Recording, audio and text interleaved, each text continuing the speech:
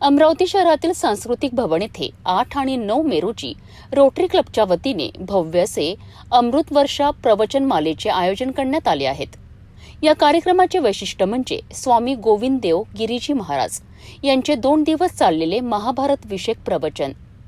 महाभारत हा ग्रंथ फक्त युद्धाची कथा नसून तो मानवतेचे आणि जीवनाच्या तत्वज्ञानाचे सर्वोत्तम उदाहरण असल्याचे स्वामीजींनी सांगितले आहे.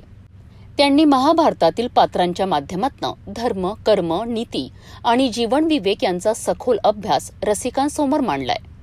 कार्यक्रमाचे आयोजन स्वर्गीय श्रीमती शशिकलाबाई मदनजीलालजी गट्टाणी यांच्या स्मृतिप्रीत्यर्थ पद्मकिशोर गट्टाणी यांनी केलेत आहे. तर मुख्य संयोजक होते स्वर्गीय मधुसूदन बेनीप्रसाद जाजोदिया यांच्या स्मृतिप्रीत्यर्थ चंद्रकुमार उर्फ लप्पी सेठ जाजोदिया.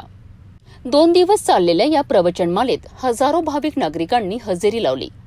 संपूर्ण वातावरणात श्रद्धा, शांती आणि आध्यात्मिक ऊर्जेचा अनुभव मिळाला. कार्यक्रमाच्या यशस्वीकरिता रोटरी क्लबचे सदस्य, संयोजक व इतर सेवाभावी कार्यकर्त्यांचे विशेष योगदान राहिलेत. राम जय जय राम, श्री राम जय राम जय जय राम, श्री राम जय राम जय जय राम, श्री राम जय राम जय जय राम, श्री राम जय राम जय जय राम,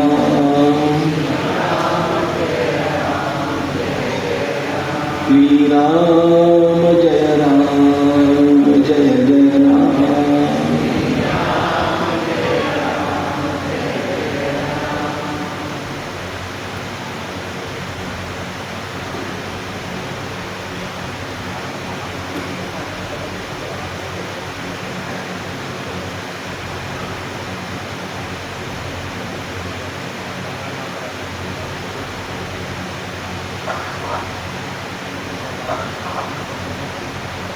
वर्णानां अर्थसंघानां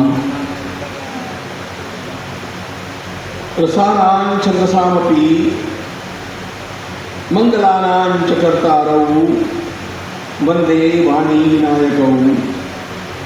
नमामि सद्गुरुं शान्तं सच्चिदानन्दविग्रहं पूर्णब्रह्मपरानन्दम् ईशमानन्दवल्लभम्. प्रपन्नपारिजाताय स्तोत्रवेत्रैकपाणये ज्ञानमुद्राय कृष्णाय गीतामृतगुहे नमः. माधुर्यरसकल्लोलां शिवशक्त्यैकरूपिणीं अमृतानुभवार्थाय वन्दे ज्ञानेशनन्दिनीं. यस्य वेदमयी वाणी, यस्य देवमयी तनुः, यस्य ब्रह्ममयी दृष्टि, सवृत्तात्मां सदा आपदामपहर्तारं दातारं सर्वसम्पदां लोकाभिरामं श्रीरामं भूयो भूयो नमाम्यहम्. नारायणं नमस्कृत्य नरं चैव नरोत्तमं देवीं सरस्वतीं व्यासं ततो जयन्ति.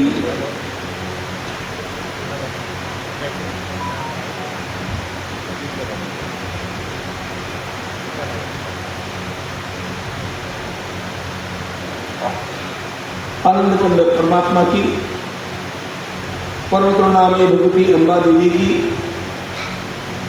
हम सब लोगों पर विशेष कृपा है कि प्रतिवर्ष, लगभग प्रतिवर्ष एकत्रित होकर के किसी विषय का चिंतन हम लोग करते हैं.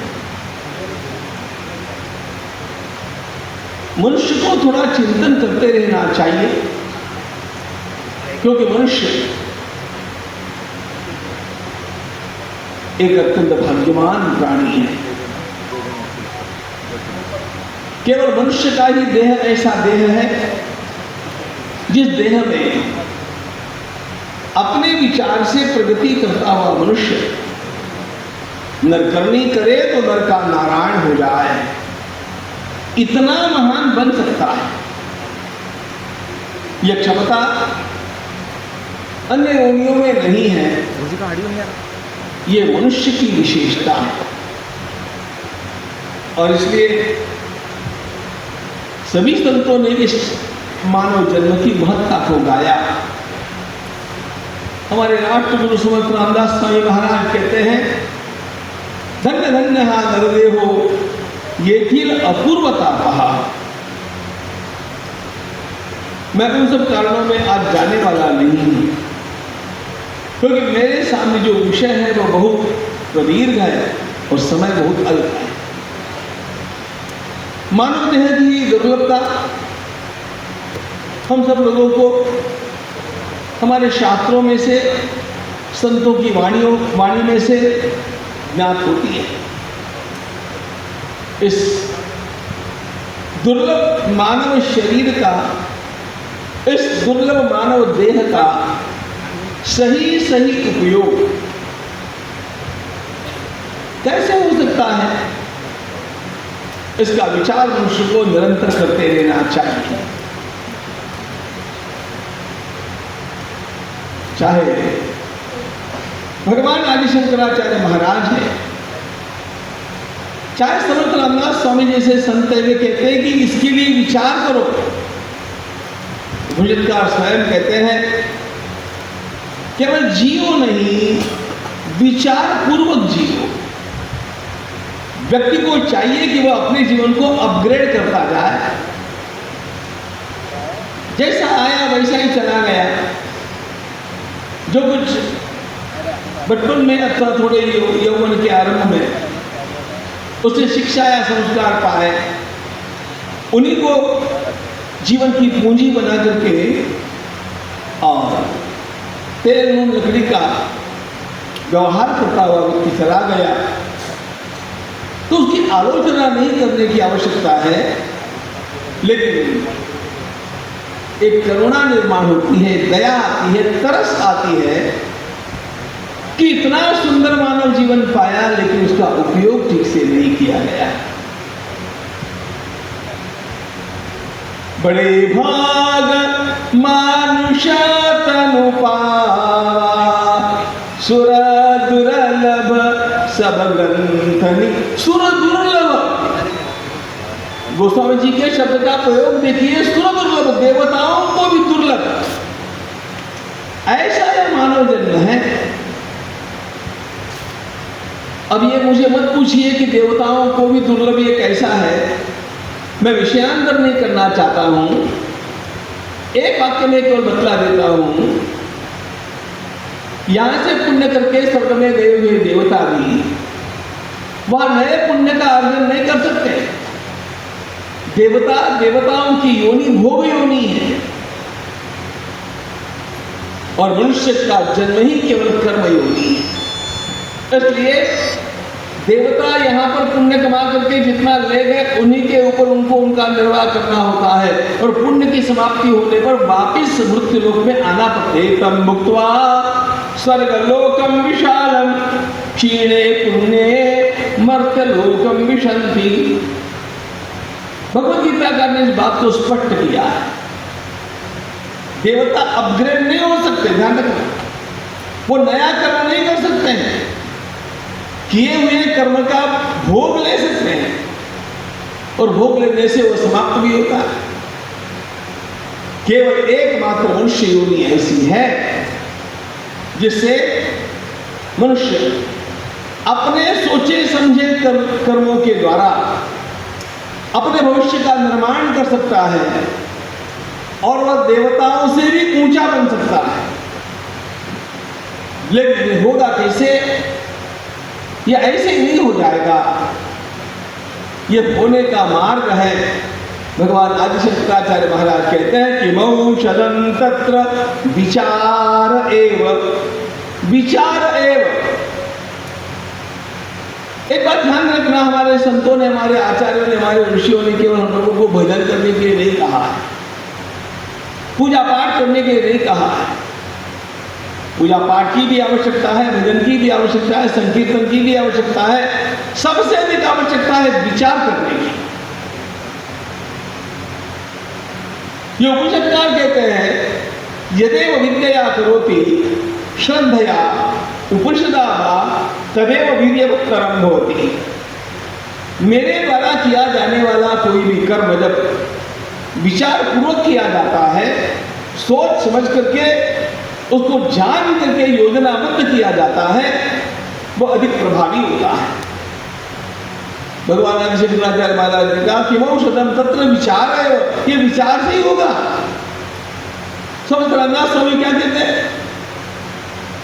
अग्निरेखा नोलांडिता, वैसी अग्निरेखा न सांडिता, अग्निसेवा न सांडिता, गृहरेखा नोलांडिता, जना मध्ये सार्थकता विचारेची होय। सार्थकता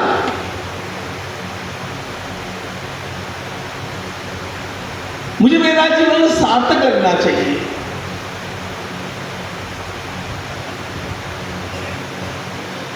कभी कभी मनुष्य का जीवन निरर्थक कामों में समाप्त हो जाता है। मैंने प्रसंग पढ़ा था, एक आदमी प्रातःकाल घूमने निकला, नए गांव में गया था, मॉर्निंग वॉक की उसकी आदत थी, तो घूमने के लिए निकला। अकेला घूमता घूमता आगे गया तो एक बड़ा सुंदर आलीशान बंगला था और वहां पर एक सुंदर फलक लगा हुआ था, कृपया भीतर पधारिए। उसको लगा वाह, इतना भाव भरा स्वागत। वो भीतर गया, कंपाउंड में गया तो दूसरा फलक मिला, अंदर आइए ना। वो अंदर गया, फिर सीढ़ियां थी, ऊपर बढ़ाइए, वो ऊपर गया, दाहिनी ओर मुड़िए, वो दाहिनी ओर गया, थोड़ा बाई ओर चलिए, वो बाई ओर गया, फिर कहा ऊपर आइए, वो ऊपर गया, फिर कहा यहां से नीचे जाइए, वहां से नीचे चलता है। बड़ा सुंदर बंगला था, खाली फलक फलक दिख रहे थे और जो फलक थे उसके अनुसार वो कर रहा था।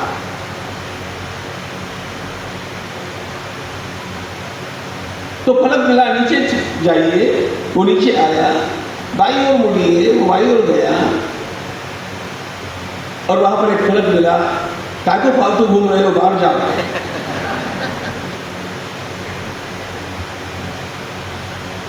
ये उसकी कहानी नहीं है, ये हमारी कहानी है।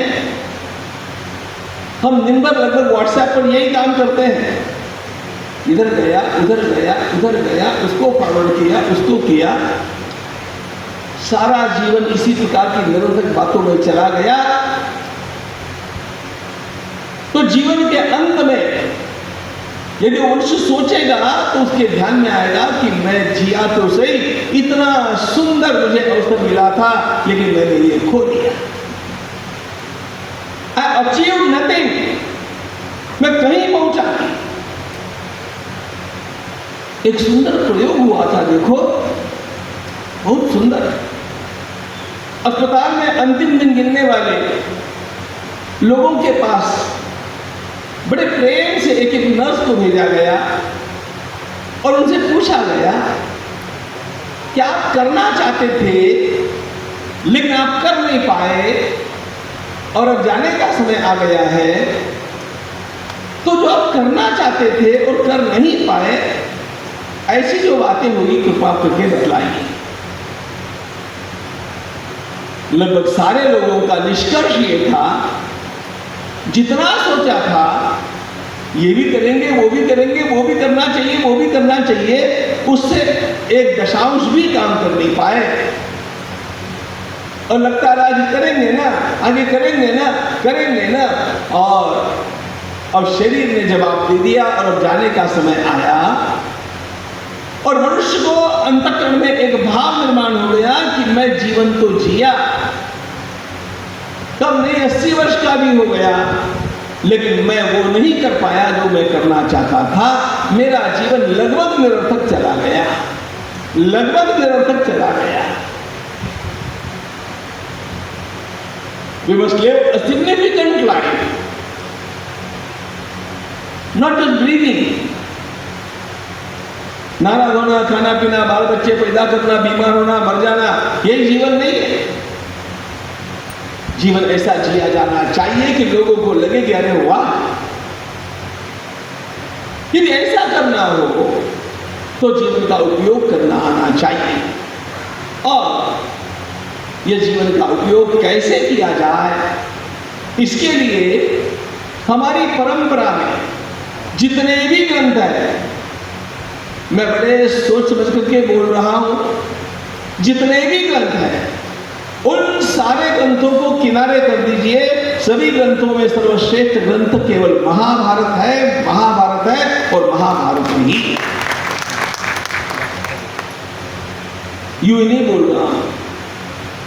हमारी परंपरा के समस्त ग्रंथों का अवलोकन करने के पश्चात में सिद्धांत पर आया कि मनुष्य के जीवन के व्यवस्थापन के लिए, प्रबंधन के लिए, यदि उसे जीवन के आरंभ में कुछ पढ़ना चाहिए, सुनना चाहिए, तो महाभारत सुनना चाहिए। इसके जैसा कोई ग्रंथ नहीं है। हम अमरावती में बैठे हैं, ये संत श्री गुलाबराव महाराज का शहर है। संत श्री गुलाबराव महाराज यहां वितरण किए और उनके जैसा संत, मैं बड़े साहस के साथ संसार के सारे राष्ट्रीय पर यह बात बोला हूं कि अमरावती के संत गुलाबराव महाराज जैसा संत सारे संसार में हुआ ही नहीं, पूरे इतिहास में हुआ।